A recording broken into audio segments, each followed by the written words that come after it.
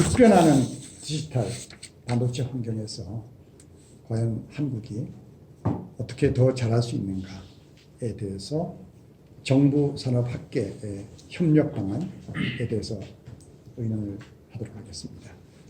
우리나라에서는 이상하게 잘 되고 있는 반도체가 산업이 아주 잘 되니까 나라에서 지원할 필요가 없다, 이런 생각들을 그동안 잘못하고 있었던 것 같습니다. 과거 10년, 15년. 네. 사실 달리는 말에 채찍질을 가하는 거지 서 있는 말에 채찍질 해봐야 아무 소용이 없거든요.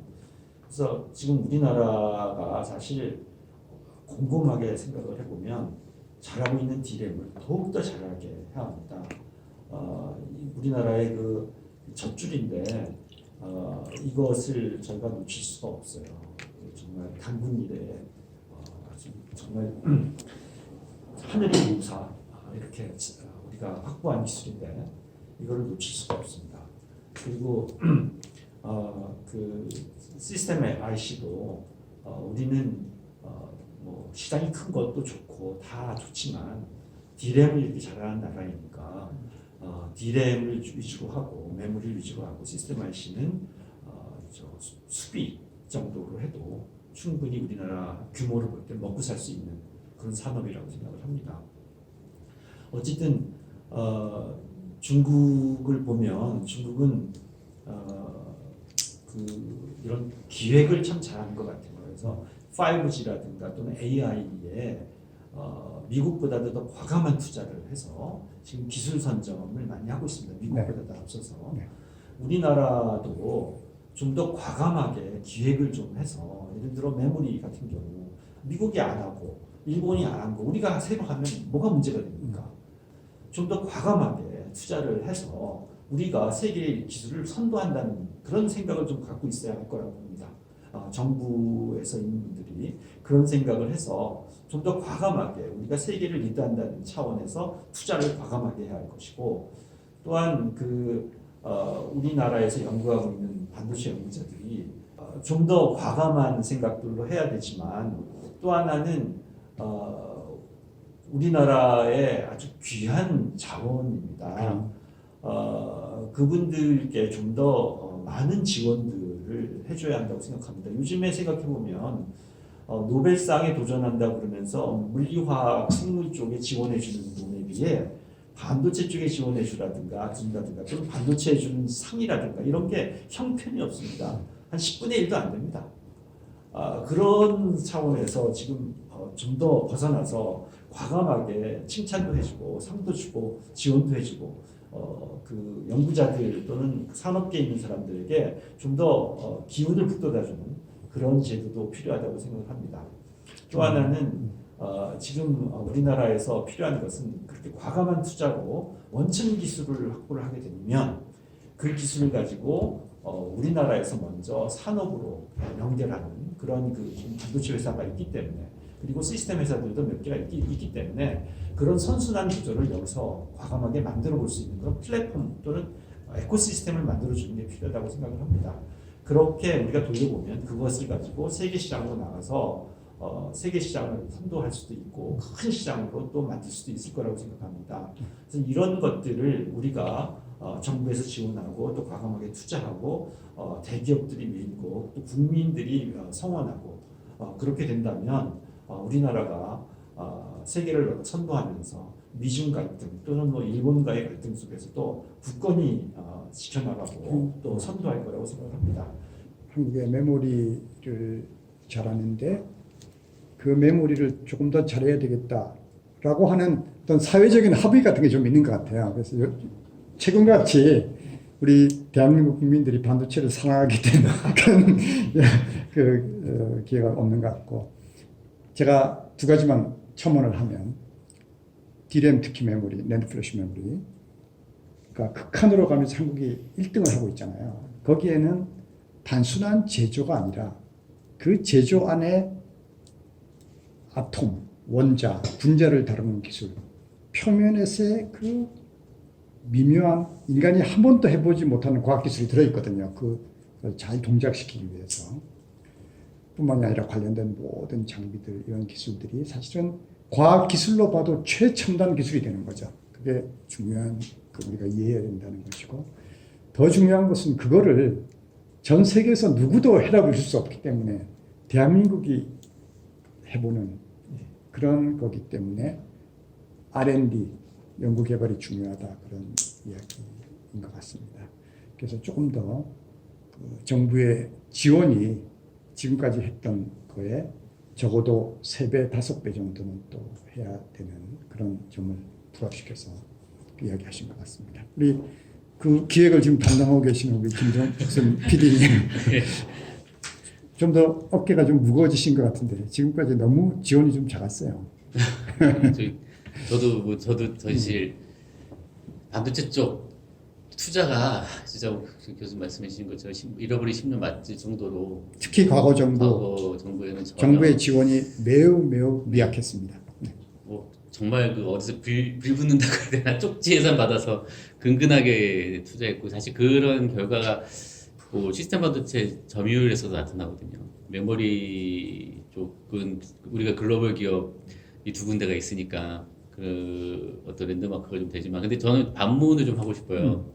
뭐 우리나라가 뭐 메모리 반도체 강국은 맞죠. 근데 진정한 강국인가? 이거는 한번 생각해 볼 필요가 있습니다. 왜냐면 뭐 사실 일본이 어줍잖게 저렇게 막 시비 거는 것도 우리가 뭔가 하는 그 원천이 부족하다는 걸 얘네들도 알고 있다는 거예요. 그래서 저희가 봤을 때 과연 우리나라가 메모리나 어떤 반도체 쪽을 잘하지만 과연 우리나라에 램 리서치랑 어플라이드 배터리 같은 글로벌한 회사가 있느냐? 장비, 재료 회사를 장비, 이야기하시는 소재도 거죠. 마찬가지고요. 과연 그런 회사가 한두 개라도 있느냐? 이걸 물어보면 없다라는 거죠. 그렇다고 그러면은 우리는 이제는 정말 진정한 강자가 되기 위해서 이제 그런 어떤 서플라이 체인을 고려해서 좀 밸런스 있게 좀 투자해야 될 시기가 된 거 아닌가. 그래서 정부는 이제 이런 쪽에서도 집중적으로 좀 이렇게 R&D 투자를 또 해야 될 것 같고요.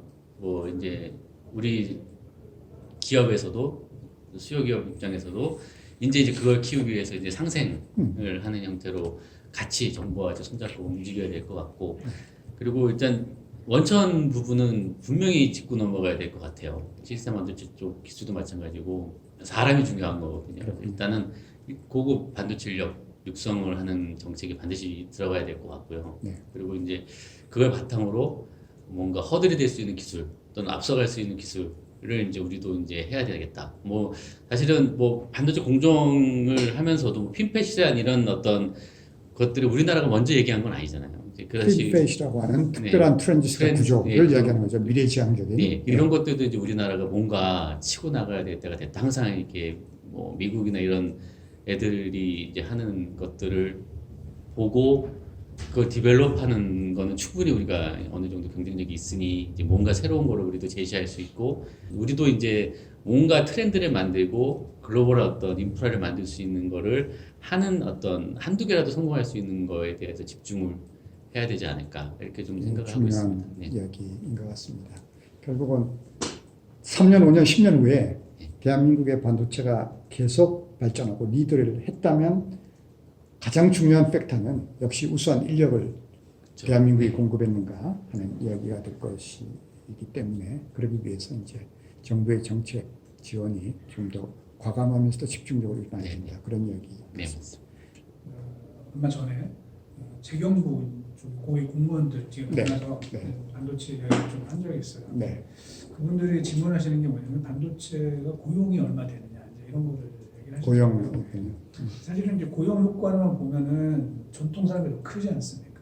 뭐 조선이나 자동차, 건설 이런 것들이 크고 반도체는 얼마 안 되지 않냐 뭐 이런 식의 반응을 하시는데 아까 유해진 교수님 말씀하셨지만 반도체는 돈을 많이 벌지 않냐. 그래서 거기서 내는 법인세가 얼마냐. 그걸로 인해서 우리 국가 경제에 엄청나게 큰 도움을 준다는 그런 제가 말씀을 드린 적이 있는데 그리고 이제 그런 측면에서 돈 잘 버는데 왜 지원을 하느냐. 고용도 얼마 안 되는데 이제 그런 관점보다는 오히려 더 돈을 더 많이 벌게 해서 또 거기서 이제 법인세를 많이 내면은 국가 전체적으로 그 많은 도움이 된다라는 그런 인식들을 좀 가지셨으면 좋겠고요. 또 하나는 그 이제 정부가 지원을 해주는데 문제는 이제 평가 전문가들, 아, 뭐 기술에 대한 이해도가 높고 뭐 산업에 대한 이해도가 높은 우리 김병수 PD 같은 이런 인재들이 이제 좀 그쪽에 많이 들어가야 된다고 생각을 해요. 근데 사실은 안 그러신 분들이 좀 있거든요. 기술을 잘 모르고 이러다 보니까 어떤 기술에 대한 평가나 이런 거보다는, 그러니까 예를 들면 소부장의 어떤 기업들이 있다. 근데 이거를 어떻게 도와줘야 되느냐. 냉정하게 기술을 보는 게 아니라 뭐 인적 네트워크 뭐 이런 거에 의해서 결정이 된다든지 이런 것들이 적지 않았던 것 같아요, 과거에. 그래서 이런 산업 전문가들 이런 분들을 많이 그런 평가단이나 정부 쪽에 이렇게 좀 배치시키는 이런 것들이 좀 필요하다고 좀 생각이 되고요. 그리고 그 R&D가 되게 중요한데, 사실 이번 정부가 좀 강조를 많이 했던 게 52시간 이거 굉장히 강조를 많이 했는데, 이게 여러 가지 좀 부작용들이 있거든요. 반도체에서는 좀 풀어주시죠. 그러니까요. 그런 것들에 대해서 좀 많은 많은 반도체 하는 사람들만 고생하니까 돈을 더 많이 주면서 그렇죠. 그러니까 많은 유연성을 가지고 네. 그런 쪽에 좀 대응해 주시면 어차피 반도체 하는 사람들 집에 가서 뭐 계속 생각하고 일하는 거니까요. 그러니까요. 네, 그게 좀 필요할 것 같고, 그다음에 그 산업계 쪽에 기업 쪽에 제가 말씀을 드리자면은 그 삼성이 뭐라 그래도 제일 중요한 회사거든요. 근데 삼성전자가 시스템 반도체에 투자 많이 했죠. 많이 했지만 사실은 그 동안의 성과를 보면은 투자한 거에 비해서 너무 미미합니다. 왜냐면 2012년도에 삼성전자가 시스템 반도체 매출액이 13조가 났는데 지금 2019년도에 매출이 14조거든요. 그 굉장히 많은 돈을 투자했지만 거기 성과가 없어요. 그럼 왜 그럴까? 이제 그거를 좀 생각을 해야 되는데, 제가 볼 때는 이제 삼성전자의 그 공정 기술이 굉장히 뛰어난 거를 제대로 살리지 못하고 있다. 전략적인 좀 미스가 있다고 보는 것이죠. 그 삼성전자가 뭐냐면은, 저는 이제 여러 번 이제 여의도에서는 많이 얘기를 하는데, 전 세계에서 유일무이하게 고객과 경쟁하는 회사가 삼성전자다. TSMC는 그런 점에서 좀 그렇죠. 다르죠. 네. 진짜 어렵죠. 그러니까 실제로 TSMC는 그런 IR 같은 데서 항상 얘기하는 게 we don't compete with our customers. 삼성전자는 예전에 애플 우리 AP도 삼성전자가 100% 하던 거를 지금 스마트폰의 경쟁자이기 때문에 결국은 TSMC에 저는 뺏겼다고 보거든요. 뭐 다른 이유도 있지만 그런 것도 있고, 뭐 마찬가지거든요. 인텔이 삼성이 주고 싶어도 삼성이 자체 시스템 반도체를 엑시노스라는 걸 하고 있는데 나중에 경쟁자가 되는 것이 아니냐. 그래서 그런 거에 대해서 조금 현명하게 어떻게 하는 게 과연 최고의 시너지를 낼 수 있는 건지 그런 것들을 좀 연구해 줬으면 좋겠고, 그다음에 이제 학계 쪽에서 제가 조금 부탁드리고 싶은 거는 우리 이공계 사실 이제 저도 이공계 출신인데 이공계 출신들이 기술에 대해서 이제 공부 열심히 하고 이런데 사실 산업 돌아가는 얘기를 잘 모르는 경우가 많아요. 특히 세계 마켓이 네네. 어떻게 돌아가는지에 대해서 좀 모르는 저희도 경우가 요즘에는 많죠. 이제 여의도 우리 증권사에도 이공계 출신들이 많이 오는데 보면은 잘 모르더라고요.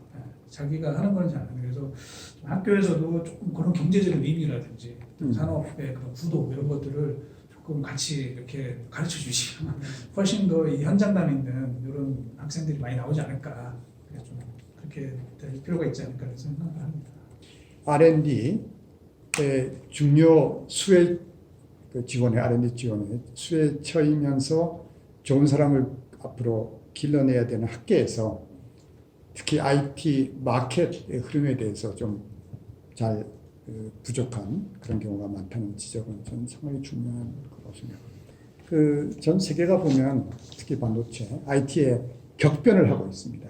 무엇으로 해서 작게 계속 만들어서 칩에 트랜지스터를 많이 넣어서 부가가치를 높이는 그런 패러다임이 끝나가든지 아니면 상당히 슬로우 다운 되면서 전 세계가 계속 좋은 가치를 만들어서 인류에 기여해야 되는 그런 방법을 못 찾고 있다고 생각할 수 있습니다. 그런 굉장히 큰 변화를 가지고 있고요.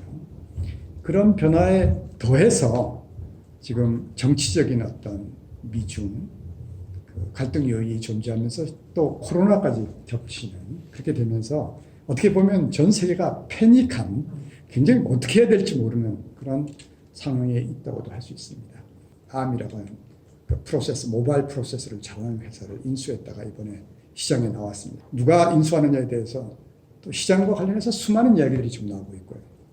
또 지금 TSMC의 상대적으로는 삼성전자보다 훨씬 작은 회사가 지금 그 시장 가치는 삼성전자보다 크다는 것이 굉장히 많은 쇼크를 주고 있고 또 과거 30년 동안 메모리를 그만두고 그 시스템 IC 또 세계의 그 반도체 기술을 주도하던 인텔이 지금 흔들리면서 또 심지어 기술 이니셔티브를 포기한다라고 하는 그런 소문도 있고 또 자동차 내부가 배터리뿐만이 아니라 이제 반도체 기술이 들어가면서 데이터를 만들어내고 데이터를 트랜스미션 한다는 그런 개념이 변화하면서 테슬라라고 하는 요인이 전 세계 굉장히 많은 그 지금 그 영향을 주고 있고 이렇게 IT 전체가 요동하면서 반도체가 지금 변화하고 있습니다. 이런 상황에서 한국의 가장 중요한 그 산업을 책임지고 있는 경제를 책임지고 있는 반도체가 어떻게 나가야 되는가 하는 것을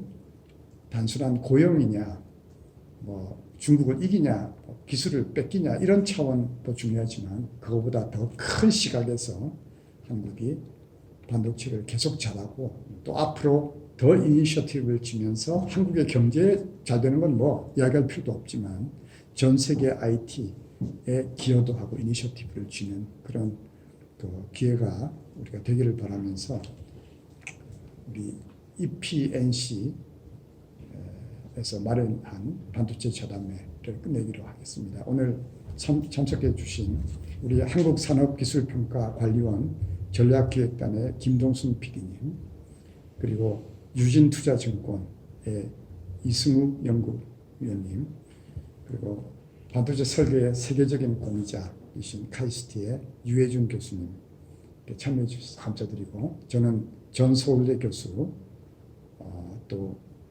그 대학의 기술을 어떻게 하면 산업화 촉진시킬 수 있는가 하는 지파랑이라고 하는 회사의 창업자인 박영준이었습니다. 오늘 이렇게 참여해 주셔서 감사드립니다. 수고하셨습니다. 고맙습니다. 감사합니다.